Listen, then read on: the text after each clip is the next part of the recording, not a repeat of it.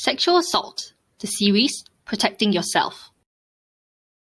The first thing many think of when they hear of sexual assault is a man harassing or harming a woman. But that's not always the case.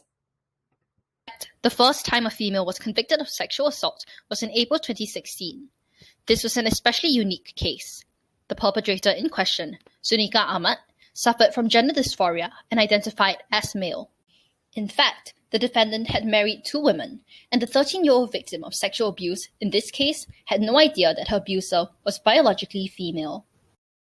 However, after an appeal against the ruling, the law was confirmed to be gender neutral, signaling that now women could be convicted of sexual offences as well. All this is very interesting, but what exactly is sexual assault? A wide range of offences, from outrage of modesty to sexual abuse. Generally, many of these are grouped together under the umbrella of sexual offences within our law. Our law has categorized sexual offences to make them easier to understand, and today we'll be covering sexual assault involving penetration, which is detailed under Section 376 of the Penal Code. For the sake of clarity, the Penal Code has provided a few examples of behavior which is considered sexual assault, where person A, the perpetrator, and person B, the victim, are involved. Number 1. When A causes a man B to sexually penetrate the mouth or anus of A without B's consent. Number 2.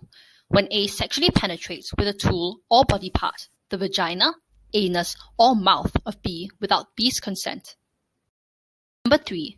When A causes a man B to sexually penetrate any person's vagina, mouth, or anus with his penis without B's consent.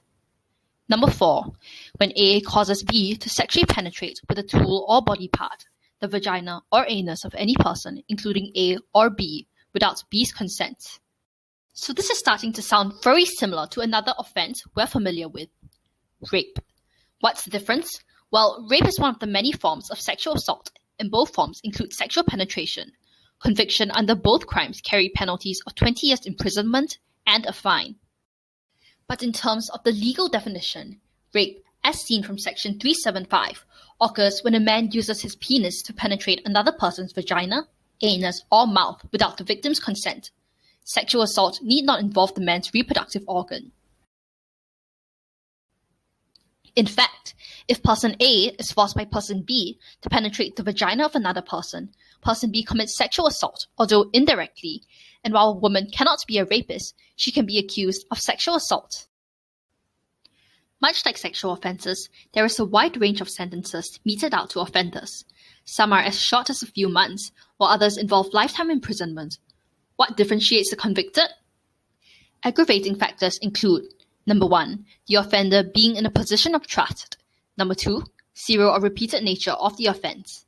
Number 3, harm caused to the victim. Number 4, transmission of sexual disease. And number 5, premeditation of the offence. Some mitigating factors include: Number 1, guilty plea and remorse. Number 2, low likelihood of reoffending. Number 3, offender's young age. Number 4, lack of antecedents and good conduct before the offence. And number 5, no injuries, violence, threats, or coercion. So, what should you do if you're a victim of sexual assault? Number 1, distance yourself from the offender and avoid all forms of contact. Call the police. Number 2, get medical help. Number 3, collect evidence. Take photos of any injuries and the crime scene. Make a written report of your experience and preserve any objects at the scene of the incident. Should this happen to you, do seek help. And in the meantime, stay safe.